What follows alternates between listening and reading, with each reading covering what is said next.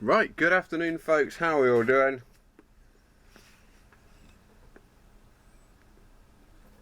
My camera's being a bastard again, so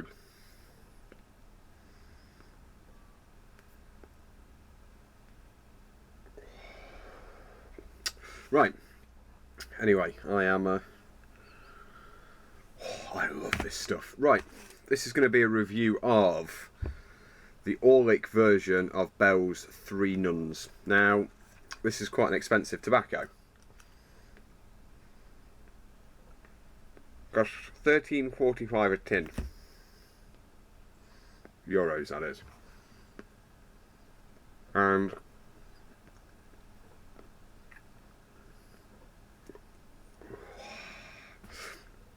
I'm smoking this in my my Giacomo egg, I'm going to call it.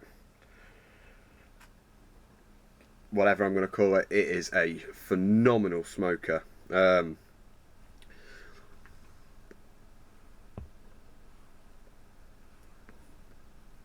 I approached Giacomo to make me a pipe, he said that the Tuscany Briar adds some sweetness, and it definitely does.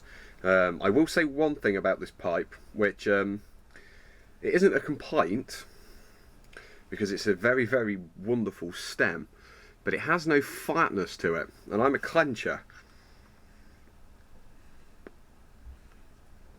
And I don't get much grip with the teeth, so I'm going to hold this pipe. So, the shape is so good for holding.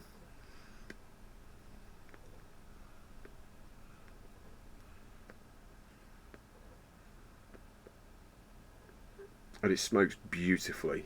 Very, very wide aperture in the mouthpiece, and it allows for easy draws. So, onto the tobacco. Now, I never smoked the original Three Nuns. I have smoked the pouch version once, and I will never touch it again.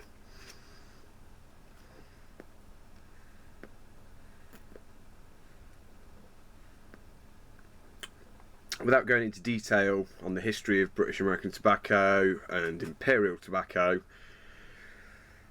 it's a very, very, very not confusing story, it's a long story, and one day I will make the video to explain it.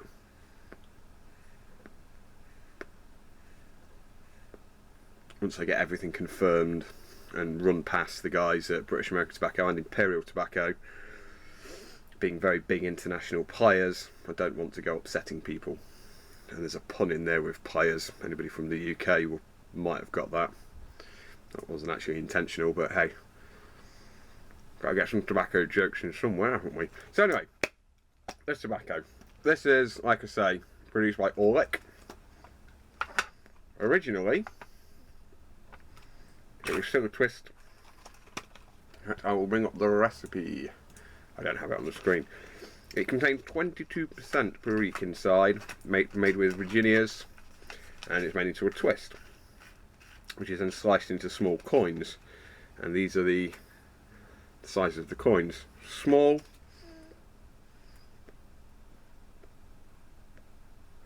and easy to break down. This version contains no Perique. It's made with just Virginias and Kentucky, so it's no longer a vapor, but it's still a stout, bold tobacco, and it carries some kick to it, as you would expect. I'm assuming it's high ratios of Kentucky. Many of you who've tried my blends know that I have a thing for Kentucky, and I don't mess around with Kentucky. I eat a lot of Kentucky. So, out of the tin, this tobacco's got a sweet aroma to it, bit raisiny, bit figgy. There is a topping on this tobacco. To me, it's kind of an alcohol kind of. It's not quite a rum kind of smell. It reminds me of rum, like dark navy rums and things like that, but only very delicately. There's some lovely smells of fresh, ripe gold Virginias in there, and there is quite a bit of gold Virginias inside the twists. The The coins break down very, very easily. Just a little bit of a rub, and you soon get it broken down into a lovely shag. The cut is ideal, the right size, breaks up beautifully. When you first put it in a pipe, you have your cold draws, you get those lovely kind of figgy, plummy, beautiful perique flavours. But I say, there is no perique in this anymore, so obviously the top note, which even on the original recipe from Imperial in the 70s, it wasn't all perique. Some of it is manufactured perique. Basically there is kind of a perique flavoured topping was added to it. The whole story of English tobaccos not having any casings or top notes has never actually truly been true. It's a complicated story. For a long time, toppings and things like that weren't allowed to be added to tobaccos. But a lot of toppings that are added to English tobaccos aren't like lots and lots of molasses and sweet sugary flavours. They're more delicate, subtle flavours. One of these days I'm going to speak to Rob from Galf and Hogarth, and hopefully he'll explain it all to me. We do have very strict purity laws for tobaccos that are produced within the UK, for the UK market.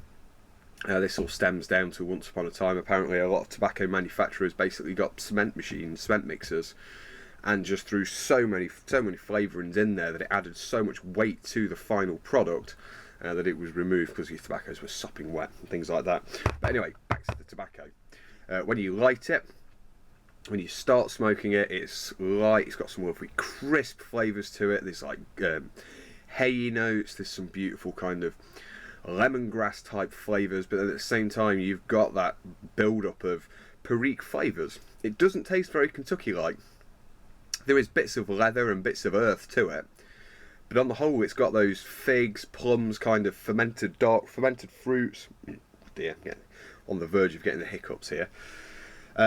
Say some lovely fermented fruits is the best way I'd describe it, to be honest. It's got a nice vapoury type taste to it. I've only recently found out that there is no perique left. They don't use perique in this tobacco anymore. I would have thought that the fact that this tobacco is almost twice as expensive as anything else,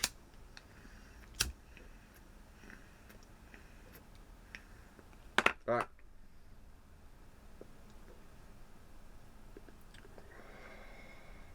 it would contain large amounts of perique, but it doesn't. As you work your way through the bowl, I'm about halfway now,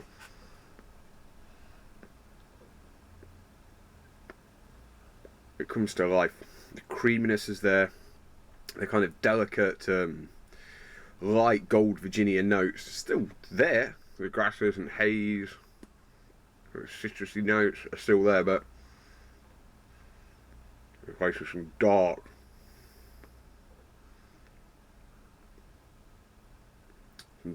flavours. A lot of perique. I am getting bits of leather, little bits of dirt now, but this is only later on. You don't get it in the first half of the bowl. And nicotine wise,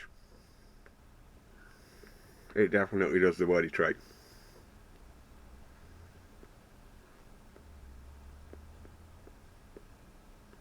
A few people make references to Maduro cigars. I'd agree with you, but it does have this very, like I say, there's still those sweet like Virginia flavours to it.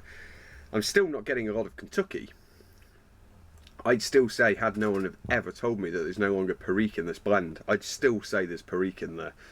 The nicotine, I'm not getting burley throat from this, which is a good thing. I'm just getting, I know there's lots of nicotine, I'm getting slight sweats, my chest, I can feel that nicotine coursing around me.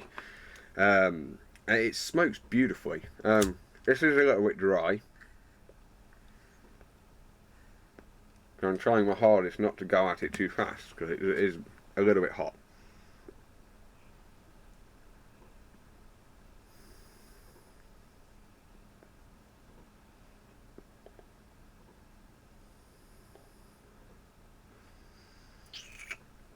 But it is a wonderful, wonderful tobacco.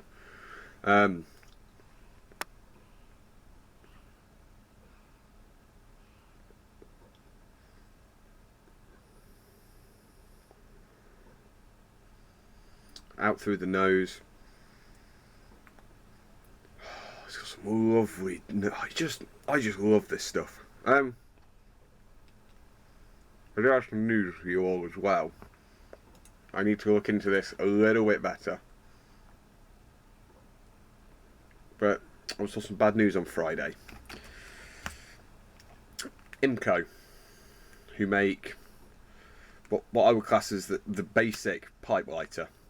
2 versions of the gas. They also make the Imco Classic petrol lighters, which I did a video on a long time ago. I've gone bust. It's sad news. During the First World War, this Austrian company made buttons for military uniforms. After the First World War, obviously there was lots and lots of spent munition around.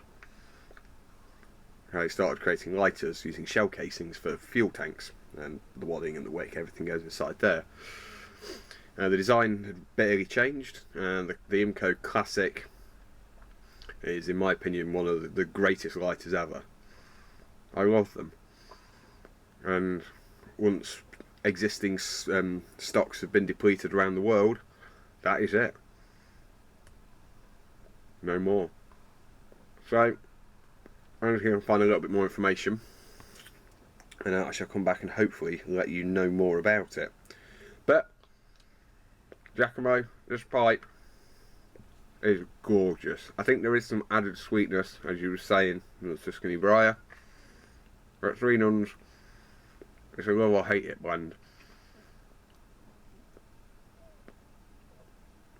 I wish I could make twist, but I wish I could get raw leaf.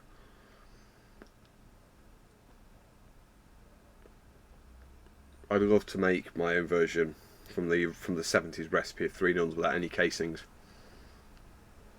But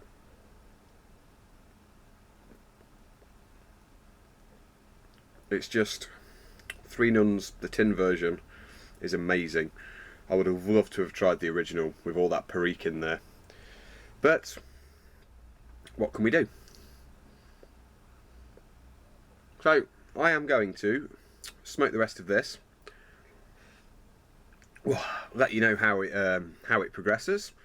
If I've still got the mental capacity left, because I say I am dancing with Lady N at the moment, and she is leading, and I'm struggling to keep up. So I shall return when I'm even more swimming in nicotine. See you later. Right, so I'm back, and I've finished my bowl of 3 Nuns. Now, I didn't have a full bowl, 3/4 of a bowl. I'm a firm believer in breaking in pipes correctly. I say correctly. The smaller fills to start off with, progressively working your way up. But I really wish I had other pipe cleaners to hand and not church wardens. But 3 Nuns. So it's not a vapour like what you'd want, but it's made to taste like a vapour. There is a sweet casing to it, akin of Galphenhogger's Curly Cut Deluxe, which isn't supposed to be anything like 3 Nuns. It has a very figgy, perique-like characteristic to it. It tastes, I say, if you wasn't told that there's no perique in this blend anymore, you'd still think there is. It has all those characteristics of a vapour. Like I say, there's the figginess to it, the lovely sweetness from the Virginia. But I wouldn't have ever assumed that there's Kentucky in this blend. There is a little bit of, like I said, a little bit of earthiness, dirtiness sort of thing, and a little bit of leather, and but that's it really. On the whole, it's a vapour in characteristic. It's sweet, it's light, it's crisp Virginias, and what I would class as perique-like flavours. The original had flavourings to make it taste a lot like perique, so I'm assuming this is very similar. There is that sweet, like raisiny butter cookie type topping, akin of, like I say, Gal's Curly Cut Deluxe. The aftertaste is sticky in your mouth. like Larson's blend number 32, another sweet curly cut deluxe, or another curly deluxe flake sort of thing. But it's a beautiful, beautiful tobacco. Reading people's reviews, everybody seems to be against it because it's nothing like the original. But you know, times change. The industry is shrinking all the time. More people might be taking it up, but the heyday's gone. The honeymoon's over, folks. A lot of tobaccos aren't produced anymore. The tobaccos from a lot of people's youth, the kind of like iconic Hall of Fame tobaccos, they're no longer around. The farmers that produce them, they've gone. Tobacco varieties change over the years. You can only keep so many seeds, and you know, it all changes. It's a continuous change. The whole industry is dynamic. Nothing's static. Gareth and Hogarth do their best to keep their old blends going, but you know, you can't keep a tobacco going for over 100 years because everything changes. Like what happened in Syria, we'll probably never ever see Syrian Latakia again. So all the iconic Syrian Latakia flavours all but gone. McClintock's must be sat on a stockpile because I can still get this Syrian Latakia. The tobaccos with Syrian in are disappearing all the time.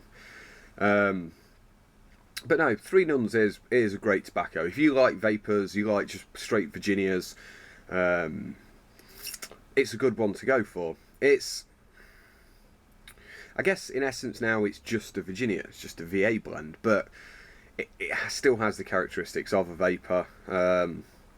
So what do you class it as? It's a Virginia blend that tastes like a vapour. There are top notes on it, and I wouldn't really quite say it's as far as a casing, but it leaves the feeling of a casing in your mouth, akin of, like I say, Larson's 32, Gareth's Curly Cut Deluxe.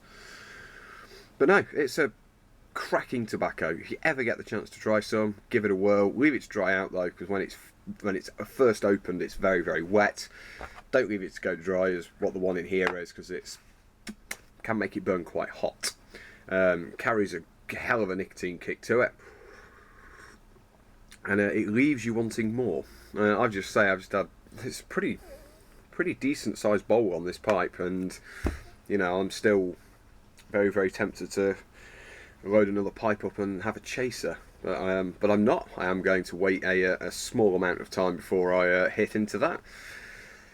But back to the other news I was telling you about. I can't find any news for this on the Imco website. This is talking about Imco basically going bankrupt. I was told this by a very, very, very reliable source within the industry here in the UK. And I say it's very, very sad news. Imco have gone. You know, again, it's just the industry, the way things are.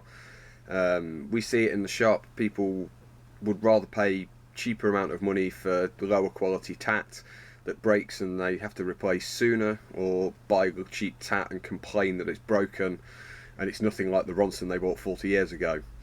Well, yeah, that's the whole point. If you want something of quality, you have to spend a little bit more money for it. Not always, but on the whole, you know, people would much rather spend half the amount of money, like I say, to buy the same thing, and you know, the way of the world and all that. So Imco are pretty much all but gone. Bringing on slightly more happier news, it's the Nottingham Pipe Club tomorrow. I will be launching El Picante Americana. I'm just about to add it to our website, so anyone in the UK can pick some up. It will be reviewed on Tuesday morning, but by that time it will already be available. I am going to put it on the website tonight, but because it's the bank holiday, any orders placed won't get released until Tuesday anyway, because we're not open. So El Picante Americana is now being released. I forgot to bring some home with me, so I do actually have to go into the shop tomorrow to get the samples for Pipe Club. And any of you in Nottingham area or in the East Midlands, please come along. And also, don't forget, 15th of July is the British Pipe Smoking Championships.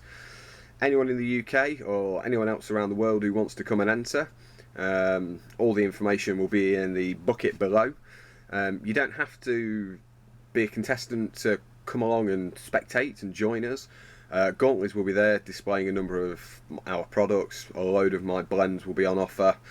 And it should be a spectacular day.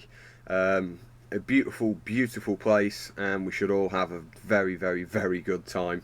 And I think that about sums everything up that I wanted to talk about. There's probably a load more stuff that I'll think about after I've shot this video. My head is swimming. It was a friend's wedding last night. I've got a stonking hangover still, and it's 9:30 at night. Time to start drinking again to a bit hair of the dog, even though I have been awake for not as many hours as you'd think. So yeah, my Giacomo wanted me to smoke this, and it is a freaking awesome smoker. I'll stick Giacomo's details in the bucket again at the bottom. I suggest you get on his list for one of these pipes. There is, I know there is another person who's just asked him for one. I don't like mentioning other people's names, but Giacomo was very, very happy that bit of a celebrity within the tobacco industry these days. That's been for quite a while, to be honest. And I really do hope he loves his Giacomo as much as what I do. Yeah, that will definitely do it. I am head swimming, nicotine, hangover. Boom.